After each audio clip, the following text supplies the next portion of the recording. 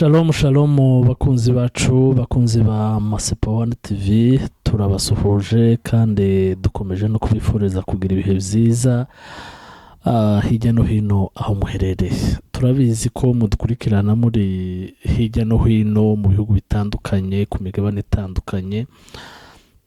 Hari abadukurikira bari muri Amerika, hari abari muri Australia, hari abari i Buraya mu bihugu bitandukanye. Hari n'abari muri Afrika naho mu bihugu bitandukanye, hari abari mu Rwanda, mu Burundi, muri Kenya no muri Congo, n'ahandi hatandukanye muherereye mudukurikirana. Mu by'ukuri turabizirikana kandi reka dukomezeho no kubashimira. Rero uyu munsi tukaba tubahaye ikaze mu makuru yacu tugiye kubagezaho. Turi mu gitondo cyo ku itariki 5 z'ukwezi kwa kabiri mwaka wa 2026. Amakuru yacu rero y'uyu munsi tugiye kwibanda ku ngaruka z'ibitero z'indege za drone za AFC M23 zasenye ibirindiro by'indege nazo z'intambara nyine za FARDC mu mujyi wa Kisangani cyangwa se ku kibuga cy'indege ca Kisangani. Kuva rero aho AFC M23 ku munsi w'ejo niho batangaje ko kuva ku itariki 31 no ku itariki ya mbere bohereje indege za drone kugira ngo basenye base ya logistique ya ziriya ndege zari zigize iminsi zarigize akara hakajahe. Uyu munsi rero turaza kubabwira zimwe mu ngaruka z'ibi bitero nyine by'intambara z'indege za AFC M23. Nanone turakubitira no mu Burundi aho Perezida Neva cyangwa se Evariste Ndayishimiye yavuze ko mu Burundi ngo bararozwe, ariyo mpamvu avuga ko abize ahubwo mu Burundi kwiga cyangwa se education ari base ya sous-développement aho kuba base de développement. Ni ijambo mu by'ukuri ryababaje abarundi benshi cyane cyane nyine abize, aho yagiye akoresha amagambo arimo gutesha agaciro abize, aho yabitaga ngo ni ibidogiteri n'ayandi magambo, aho yabitaga ngo ni ibintu vyize mugani wiwe. Naho muraza kugenda mubikurikira, najyo turaza kuri sesengura turebere hamwe igituma umukuru w'igihugu wagombye kuba ari we ushishikariza abaturage ayoboye kuyoboka inzira y'ishuri, ariko akababwira ko aho kwiga plisi biga, aho kuba ncabwenge ahubwo ngo ariho bakomeza kuba ibijuju mugani wiwe. Ni ijambo rero mu by'ukuri ridasanzwe cyane cyane iyo rivuzwe n'umuntu w'umutegetsi. Ikindi naco turaza gukubitira Washington, aho bamwe mu bagize akagara bahagurutse kugwanya bene wabo bagiye kureba Ministre wa Communication Patrick Muyaya kugira ngo bamushimire ku bikorwa bimwe na bimwe nyine leta yiwe ikomeje gukorera ubwoko bwabo bw'abanyamurenge. Muraza nabyo kubyumva uko bagiye babivuga.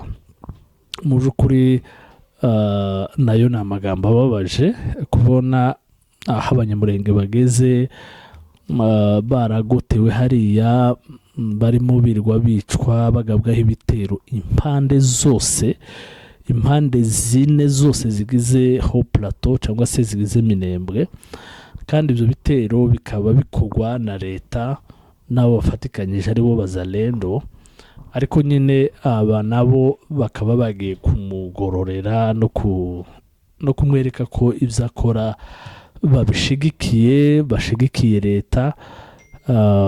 Mu cimbo caho bakagombye kwigaragambya bamagana ubugome bukomeje gukorerwa bene wabo. nanone tukiri muri Amerika, Perezida Tshisekedi murabizi ko yari mu ruzinduko, akomeje rero gutakambira abanyamerika, karatakambira umuhisi n'umugenzi kugira ngo bamufashe bakondana u Rwanda, bafatire u Rwanda ibihano, bashireho u Rwanda presiyo cyangwa se AFCM 23 mu rwego rwo kugira ngo nawe abahereze ico bashaka cyose mutungo kamere wa Kongo, ati muze turabahereza ariko nyine namwe mudufashe gufatira u Rwanda ibihano. Nabyo turaza kugenda tubigarukaho.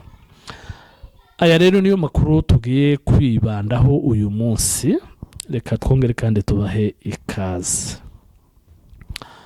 Nkuko rero twari tumaze kubabwira, nyuma yaho AFCM 23 ifatiye ingamba zo gusenya ziriya ndege za drone za leta ya Kinshasa yarigize iminsi ikoresha mu kurasa ku baturage, haba Minembwe, haba muri Rucuru, Masisi, Walikale n'ahandi.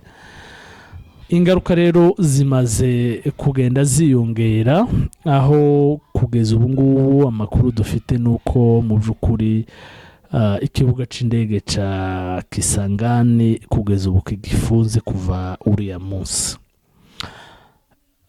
Dukurikiye amakuru rero twagomeje kugenda twakira nuko ni inkuru yashenguye cyane abo ku ruhande rwa leta, kubera ko batari bazi ko zabashikira, bari bazi ko ari bo bonyine bafite gusa ubwo bushobozi bwa tekinoloji bwo kuba borasa aho bashaka igihe cyose bashakiye, bahagurutse indege uko bashaka bakaja kurasa.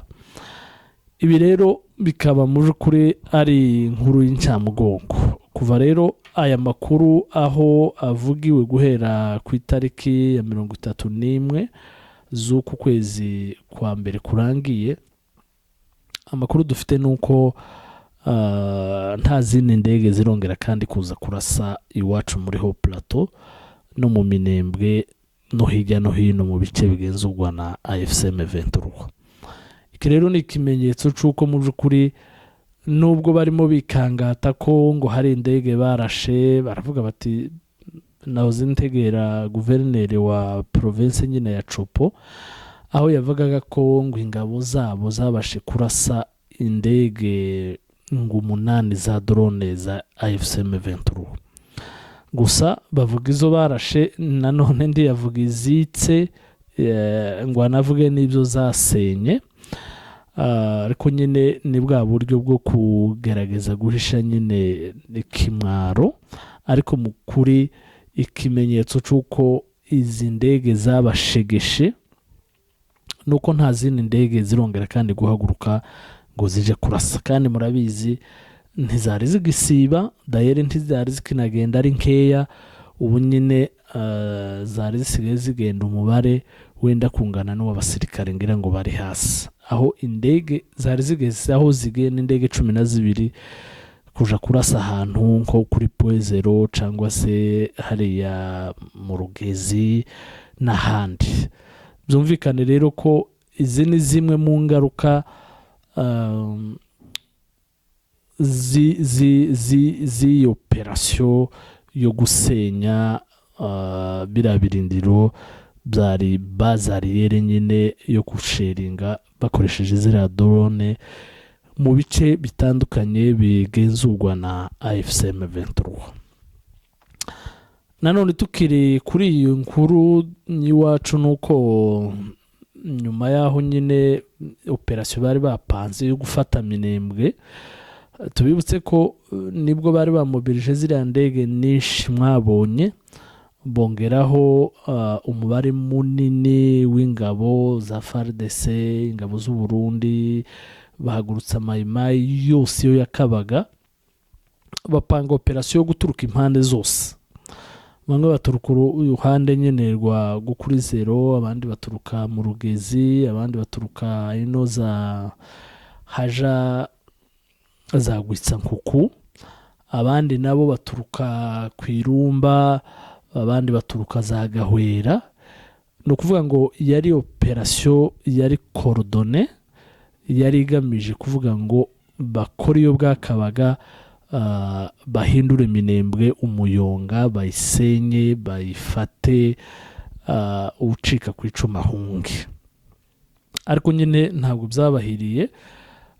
Izo ndege rero nazo murumva ko zahise akazo gashoboka, ariko nanone n'ibitero byo ku butaka nabyo aho bagerageje hose barakubiswe kandi basubiyeyo bawumiye. Ubu rero muriho plateau uyu munsi, ndavuga ku munsi w'ejo, hiriwe ituze, nta ndege zongeye kugaragara, n'ahandi bari bagerageje kugaba ibitero naho bagiye basubizwa inyuma. Mu by'ukuri uyu munsi rero twavuga ko harasa n'ahatuje, nubwo nyine umwanzi gihari kandi imigambi y'umwanzi igihari, ariko nanone nta kabuza ko bazatsindwa. Ikindi mu makuru yacu kuko twari twabibabwiye, reka tuje mu Burundi aho Perezida Evariste Ndayishimiye yavuze ko ngo abarundi baruzwe, ariyo mpamvu ngo mu cimbo caho education yari kuba base de développement, ahubwo ngo yabaye base kuba tarozwe. L'éducation c'est la base de développement. Mugabo twebwe twarozwe, ce n'est pas la base de développement. Plus tu étudies, plus ubikijuju. Mwacha mubaza ngo hawo bidemontera wewe. Yo, bidogiteri biri ngaho imbere yanje urazikene bingana. Dogiteri asose. Ngirira noti imwe jewe uyikompoze uyinzanire ndabe uri dogiteri. Yo. Sha, bibishure. Hariho abinyandikiye nyene acaranyandikira wewe en personne. Ngo urabe neza ngo l'éducation c'est la base du développement. None gashaka ofisi ibintu vyize vyinshi ko ntabona iryo terambere. Narondeye umudogiteri nkura kwiterambere ninaramubuza. Ahubwo mu Burundi l'éducation c'est la base du sous-développement.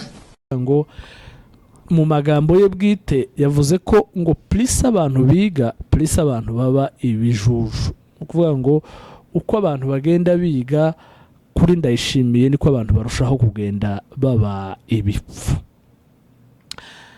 Iri ni ijambo mu by'ukuri ryababaje abarundi benshi kubera ko ririmwo ibintu bigera nko kuri bitatu. Hari uko kwifatira mu gahanga abantu bize cyangwa se kwifatira education, kandi nyine koko niyo base de développement, niko isi yose yubakitse kandi niko abantu bose babifashe. Ariko kuri Ndayishimiye ngo kwiga ngo ni base ya sous-développement. Ni ijambo ritangaje cyane, ni ijambo ritangaje kumva rivugwa n'umuntu w'umuperezida, umuntu w'umuyobozi, kuvuga ikintu nk'iki. Hari ikindi yavuze mu byababaje abarundi, yavuze ngo ibidogiteri yashakaga gutanga ingero kuko yagezaho wenyine yibaza ngo ese ngo ibimvuga ngo hari uwo kwibaza ngo ese nobidemontara. Ati nobidemontara rwose. Ati ibidogiteri bingahe biri hano imbere yanje, ariko nabuze development banereka, nabuze ico bonereka nka development. Iri jambo ngo ibidogiteri ubwaryo ni ijambo ripfobya cyane. Ibidogiteri ni ibiki? Sinko s'abantu, ni nk'ikintu mu by'ukuri kwita abantu ibintu kandi ukabivugira imbere yabo. Ni ijambo ubwaryo risuzugurira, ritesha agaciro abantu bize. Ikindi yaje kuvuga, yavuze ngo ni ibintu byinshi, ngo bize, ngo ibintu byinshi ngo byize, mu yandi magambo ngo ibintu byinshi yavugaga abantu benshi ati ni abantu bangahe bize ariko abita ngo ni ibintu byinshi byiza. Mu yandi magambo ni ijambo nyine ritabereye kuvugwa n'umuntu w'umuyobozi, kubera ko ryavuzwe na perezida. Mu by'ukuri abantu benshi baribaza ati none kuri Ndayishimiye ishuri riracafite agaciro? Ubu nyine barisenye bakure ibintu by'amashuri kubera ko uko barimo biga niko barimo baba ibijuju cyangwa se ibipfu. Mu yandi magambo ku bwa Ndayishimiye, kugira ngo abantu badakomeza kuba ibipfu, solution ni uko amashuri agomba gufungwa. Ni ikintu gitangaje cyane mu by'ukuri. Niyo mpamvu ibihugu byacu bifite amahirwe makeya cyane. N'Uburundi bufite amahirwe make kuba buyobowe n'umuntu ushobora kwita abantu akabita ibintu ari umuperezida, yarangiza akavuga ngo uko bagenda biga ngo niko bagenda barushaho kuba ibipfu. Ikindi nanone abarundi benshi bakomeje kugenda bagarukaho, uretse n'abarundi n'abandi bantu benshi, ni ijambo perezida akoresha ryo kujeneraliza ngo twebwe twararozwe.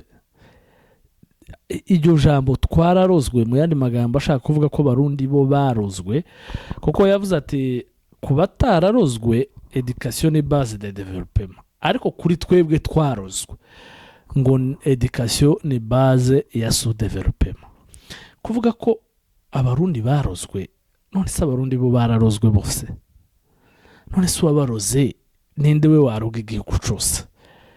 Ugafata igihugu cyose ukakiroga kigahinduka abarozi, abantu bose bakaba abantu barozwe, ku buryo ushobora gufata ko abize bose ahubwo aribo batumye igihugu cy'u Burundi kidatera imbere. Amagambo rwose uyu muperezida yakoresheje ni amagambo agayitse, ni amagambo atesha agaciro abantu bize, kandi mu by'ukuri nibaza ko aho Burundi bugeze na bikeya by'iterambere bafite nuko bafite abize, kandi abo rero bize n'ubundi nibo bagerageza kuba nawe ahari hari ibyo ashobora kuba yageraho nuko afite nyine abo bize. Ariko ufasha abatarize mu by'ukuri sintekereza ko igihugu cyaba kigeze hariya. Gusa nanone hari undi muntu wavuze ati iriya mvugo ni imvugo y'inyeshamba, ni imvugo igaragaza ko CNDD-FDD n'ubundi baje bava mu ishamba, benshi baza batarize, bamaze kuza batarize bagira complexe d'infériorité y'abize, kubera ko nibo baje bafite ubutegetsi, nibo baje bafite imbunda, bafite igisirikare, n'ico gisirikare kije gisanga hari ikindi gisirikare kize, igisirikare cyari gisanzweho, igisirikare cy'u Burundi murabizi ko abasirikare b'abarundi mbere y'uko CNDD-FDD cyari igisirikare cyari cubashwe cyane, uwagombaga kukijamwo ufite amashuri warize, ndetse bamwe mu bategetsi ba gisirikare babaga ari abantu bagiye bakora amaforomasiyo hanze mu Burusiya, i Buraya n'ahandi. Ibo baza yego nyine bafite umubare munini kandi basa n'abatsinze, reka mvuge gutyo, ariko ari inkandagira bitabo, hahita habaho ikintu cya conflit y'imyumvire yo kumva ko barashaka kuyobora ariko bahanganye n'abantu bize kandi bo batarize. Nibwo ikintu cyo gupfobya amashuri cyatangiye. Noneho rero uyu perezida we akabaje arakasa mutwe, aho ibintu byose abize abahinduye ngo ni ibidogiteri, ngo bafite ibintu byinshi byize ngo ariko bidafite icyo bimaze. Atanga n'uturerero, atanga n'ingero mu by'ukuri nyine zipfobya abantu bize. ibintu rero ni ibintu byababasha abarundi cyane kubera nyine izo mvugo zitarimwo ikintu cy'ikinyabupfura, zitarimwo ikintu cyo kubaha abandi bantu, ndetse ikintu nyine kirimo n'ikintu cyo kujeneraliza ngo twebwe abarundi barozwe. Nonse mu by'ukuri kuvuga ko abantu bose barozwe n'imvugo zitumvikana cyane, ko ibintu byo kujeneraliza n'ubundi bisanzwe ari ibintu bibi cyane. Noneho ikindi ni ugutesha agaciro amashuri. Abantu benshi babikurikirana bavuga ati buriya amashuri ntacyo kimaze mu Burundi, kubera ko kuri we nk'abarozwe uko biga, aho bokagize ubwenge, aho bogateje imbere, niho baba bagenda baba ibipfu, abo yise ngo ni ibijuju. Urumva rero ko amashuri mu Burundi ngira ngo buraca ayakuraho, kubera ko arimo agira abarundi bipfu mu cimbo caho bakabaye nyine abanyabwenge ngo bateze igihugu cabo imbere. Ikindi naco reka dusimbire muri Amerika, aho kuko twari tumaze kubibabwira, bariya twita bene wacu bakagara bagiye kureba Patrick Muyaya, akabaha umubonano, bakamubwira ibyo bashima leta yiwe. Hari uwavuze ati kuva perezida yagera ku butegetsi, ati turabona impinduka nyinshi cyane, ati paraporo y'abamubanjirije. Rwanda pour justifier la guerre en RDC. Nous disons merci au président pour tout ce qu'il a fait, pour tout ce qu'il continue à faire. Depuis qu'il est venu au pouvoir, on a vu changement, contrairement à ce qu'on dit aux réseaux sociaux, que notre communauté est affectée négativement. Izo mpinduka rero mu by'ukuri aba bene wacu butugara bavuga, ufatiye aho bene wabo bageze, aho abanyamurenge bageze bari muri ho plateau, ugafata aho ibintu twaboneye kuri iyi leta ya Tshisekedi, igihugu cashize, imihana itabarika igasenywa, mwamara mukaje kumugororera bene wanyu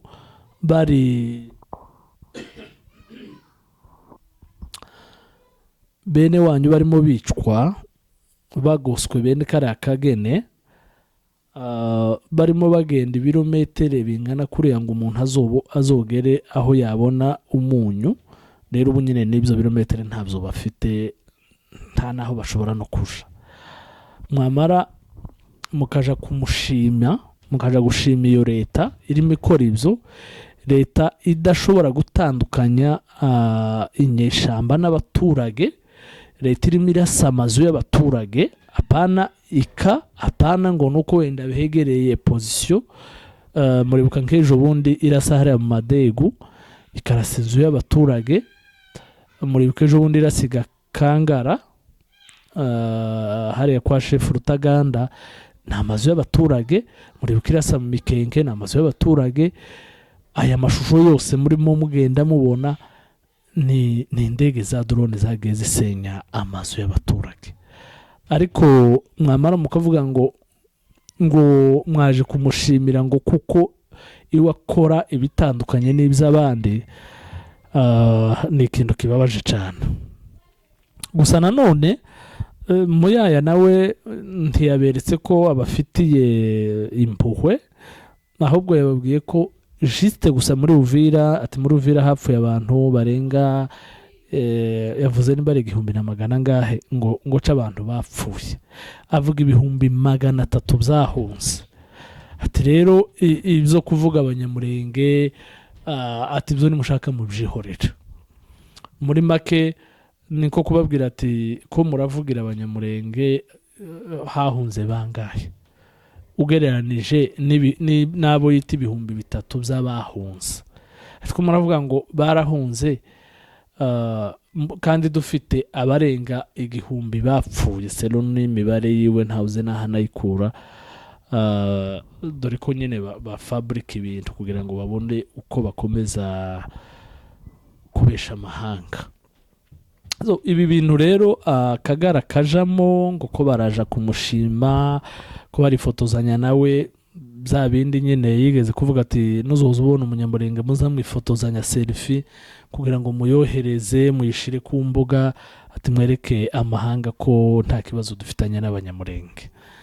Ibyo nyine ngira ngo wenda kuri Muyaya nibyo ya profise, ariko nabagiye kumureba mu by'ukuri nabona amateka banditse kuja kugororera umuntu urimo wica bene wabo, kuja gushimagiza umuntu ufunze abavandimwe babo, kuko bariya nibaza ko nabo bashobora kuba bafite bene wabo bafunzwe bazira karengane kariya kose leta ya Tshisekedi yagiye ikorera abantu. Mwamara mukaje kumushimagiza aho kubabarana n'abari abaturage bari muri kariya kangaratete, yewe uretse n'abari ruguru n'abari Uvira nabo nuko n'abari mu bibogobogo murabizi ko nta muntu ushobora kuva mu bibogobogo ngo yike hariya hepfo aho bashimagiza ko hari izo ngabo zabo, hari izo ngabo z'u Burundi, nta usuhura nta ugenda, nabo baraho nyine nayo ni nk'iyindi prison.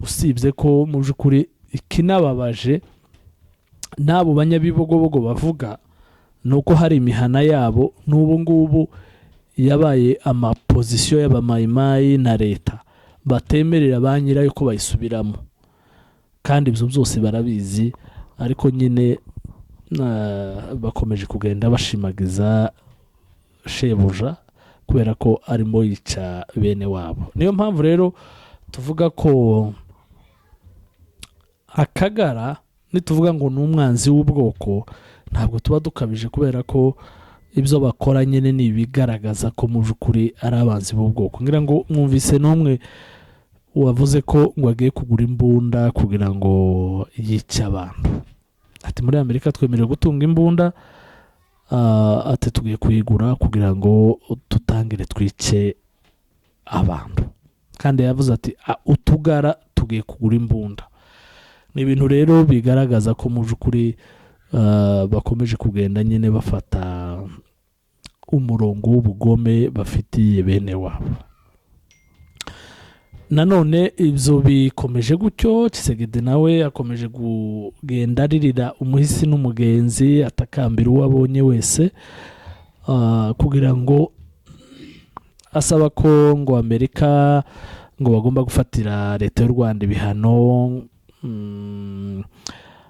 ngo na AFC M23. Ibyo rero akaba arimo agenda atanga umutungo no kubemerera amabuye y'agaciro ayo bashaka yose kugira ngo bamufashe kugwanya AFC M23.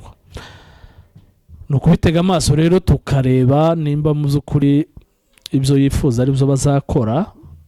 Usibye nyine ko muri politike n'ubundi ntihaba impuhwe, kandi si ntigirira abantu impuhwe. Mu isi na politike bareba inyungu, ikibafitiye inyungu nico bakora. Ariko yaba isi yashiraga mu gaciro, Tshisekedi yari kuba mu by'ukuri yarafatiwe ibihano cyangwa se yarafunzwe kubera ibikorwa by'ubugome yagiye akorera abaturage, cyane cyane nyine abanyamurenge n'abatutsi muri rusange. Reka dusoreze aha, bakunzi bacu tubashimira, bakomeje kudukurikira, mukomeze mugire ibihe byiza, Imana ikomeze ibarinde. Mwari kumwe na Patrick Makombe.